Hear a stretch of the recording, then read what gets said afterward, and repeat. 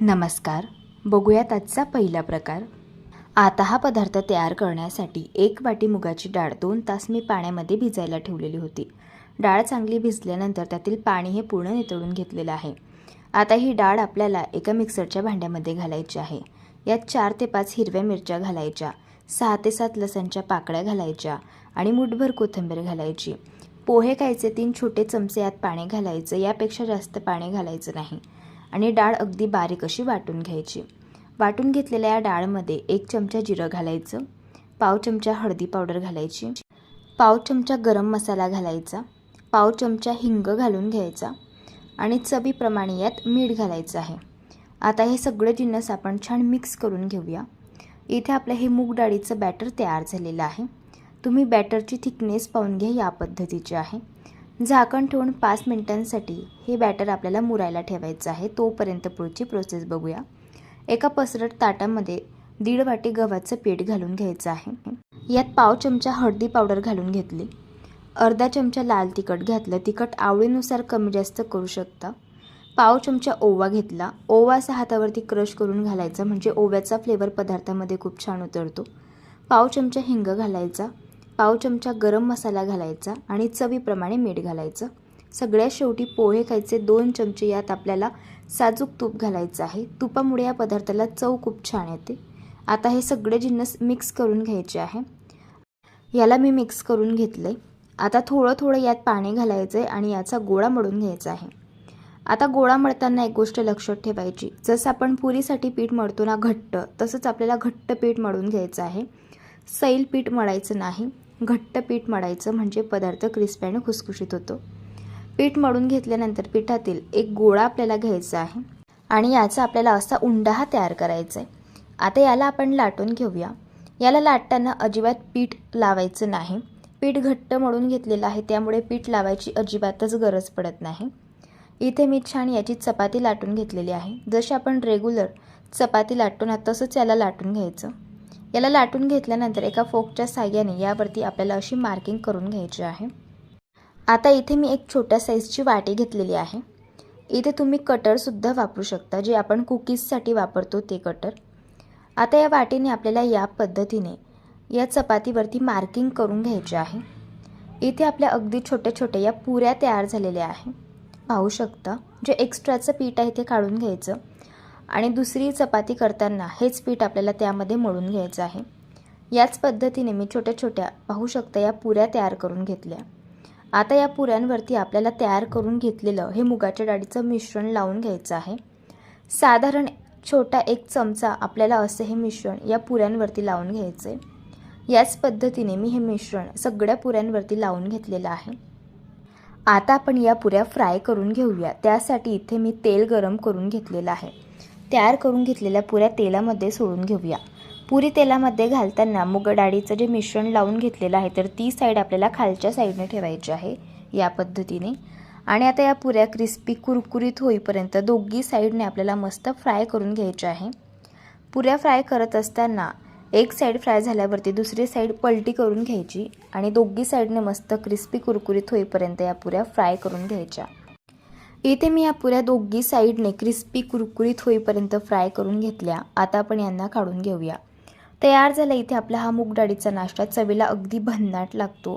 दिसायलाच एवढा सुंदर दिसतो, त्यापेक्षा चवीला अप्रतिम लागतो. या पद्धतीने एकदा तुम्ही नक्कीच ट्राय करून बघा.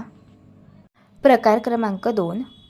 आता हा पदार्थ तयार करण्यासाठी 3 वाटी मुगाची डाळ 2 तास मी पाण्यामध्ये भिजायला ठेवलेली होती.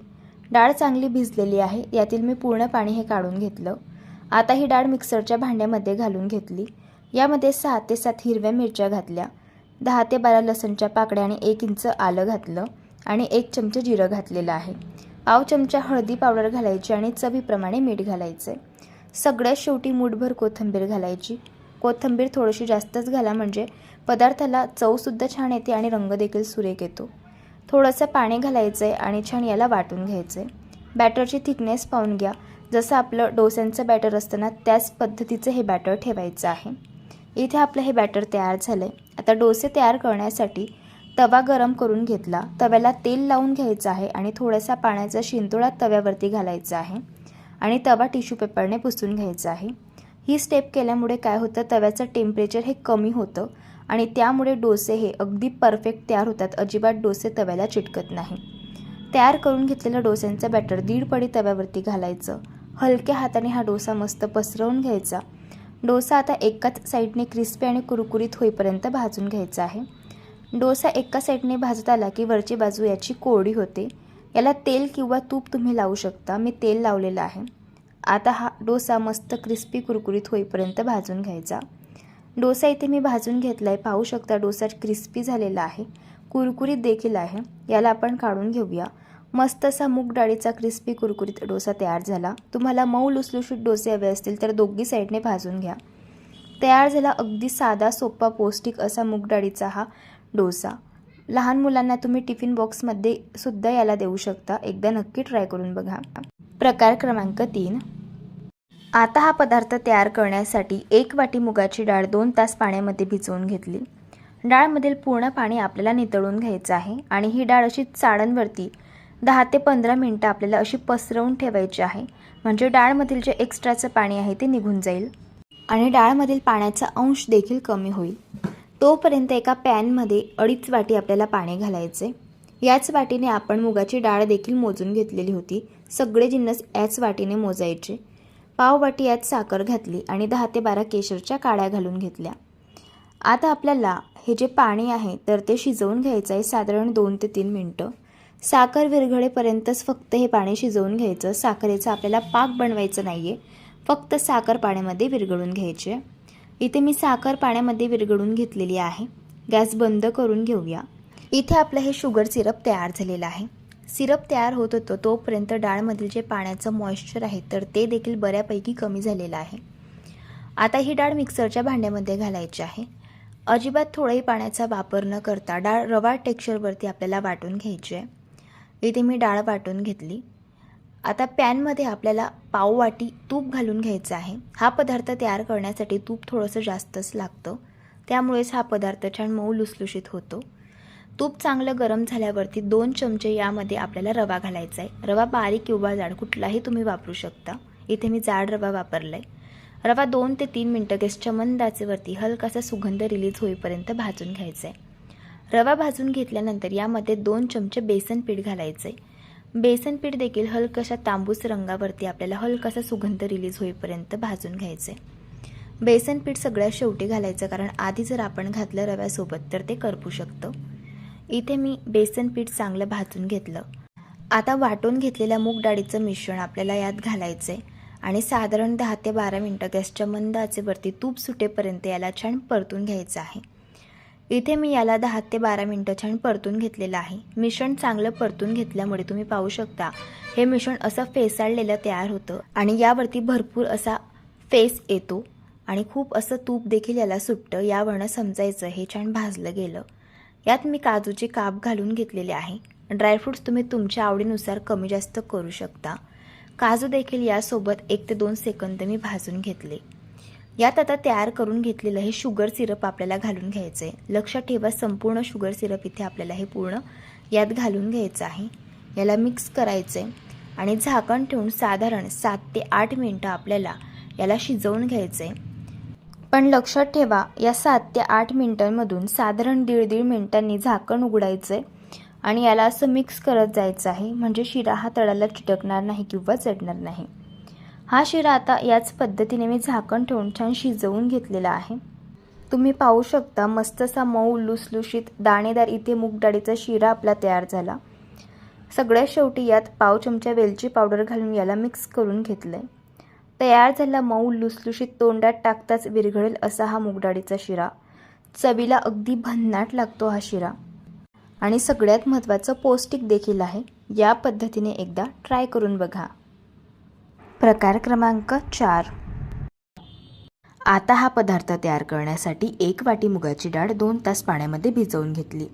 डाळ चांगली भिजलेली आहे. या डाळमधील पाणी आपल्याला पूर्ण नितळून घ्यायचं आहे. डाळ अशी चाळणवरती आपल्याला पसरवून घ्यायची आहे, म्हणजे या डाळमधील एक्स्ट्राचं पाणी देखील नितळून जाईल. आता इथे मी एक मध्यम आकाराचा कच्चा बटाटा घेतला. बटाट्याची सालं काढून घेतली आणि हा बटाटा किसून घेतला. आता बटाट्याच्या किसमध्ये पाणी घालायचे. हा किस 2 ते 3 वेळेस मस्त धुवून घ्यायचा आहे, म्हणजे या किसमधील जे स्टार्च आहे तर ते निघून जाईल. आता या बटाट्याच्या किसमधील पाणी आपल्याला असं हाताने दाबून दाबून काढून घ्यायचं आहे.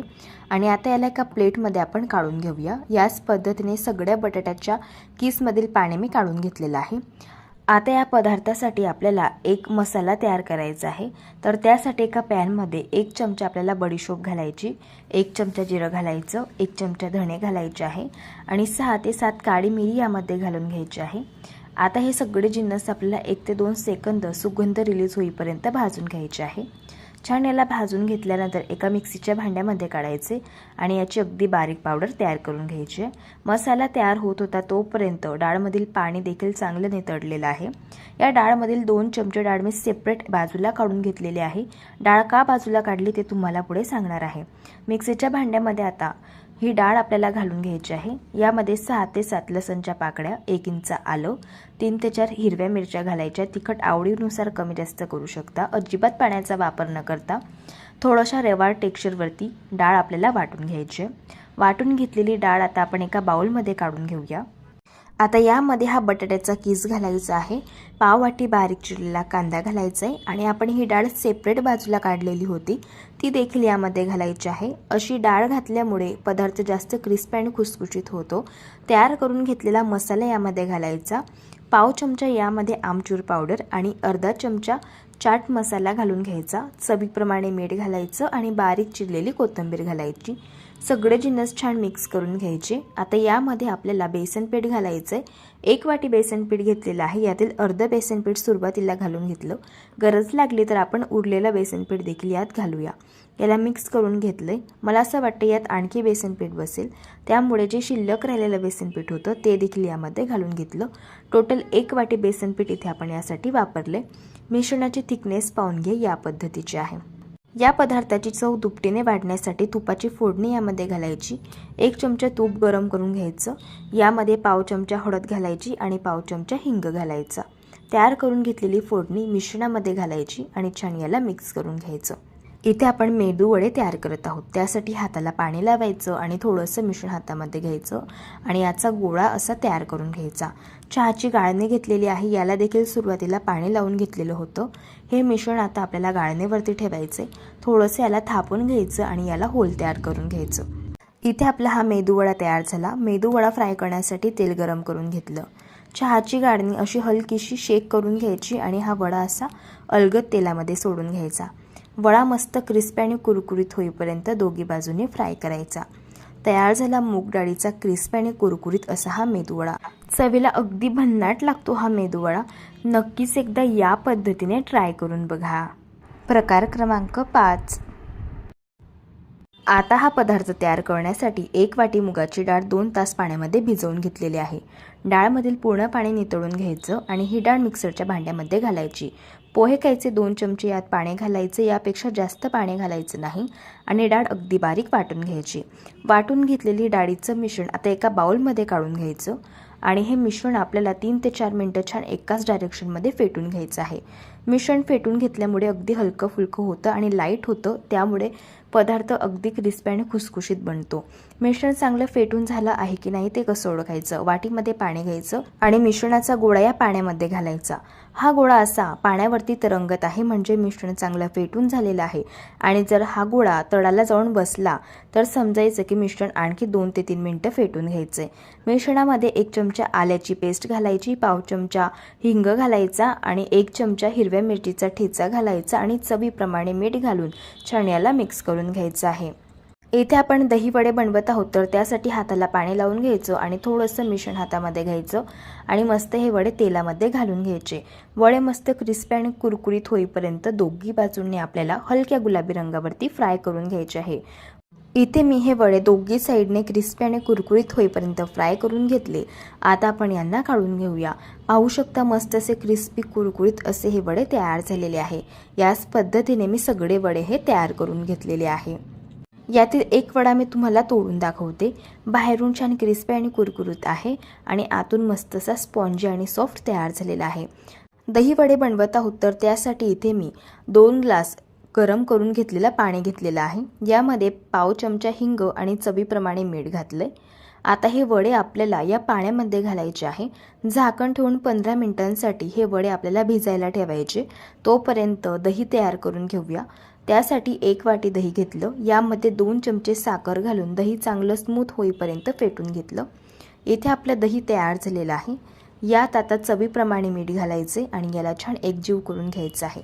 मस्त असं गोड इथे आपलं दही तयार झालेलं आहे. दही तयार होत होतं तोपर्यंत वडे देखील चांगले पाण्यामध्ये भिजले गेलेले आहे.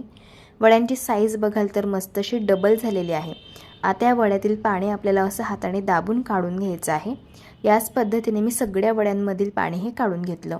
आता हे वडे आपल्याला एका प्लेटमध्ये ठेवायचे. यावरती तयार करून घेतलेलं गोड दही घालायचे. थोडीशी पुदिन्याची चटणी घालायची आहे. आता चिंच आणि गुळाची चटणी घालून घेऊया आणि थोडंसं लाल तिखट यावरती घालायचे. तयार झाले मस्त असे मऊ लुसलुशीत स्पॉन्जी सॉफ्ट असे दहीवडे. चवीला छान लागतं, एकदा बनवून बघा. मला आजची ही रेसिपी आवडली असेल तर व्हिडिओला लाईक करा, चॅनलला सबस्क्राईब करा आणि शेजारील बेल आयकॉन प्रेस करायला विसरू नका. व्हिडिओला जास्तीत जास्त शेअर करा. तर चला भेटूया एका मस्त अशा चमचमीत रेसिपीसोबत. तोपर्यंत धन्यवाद.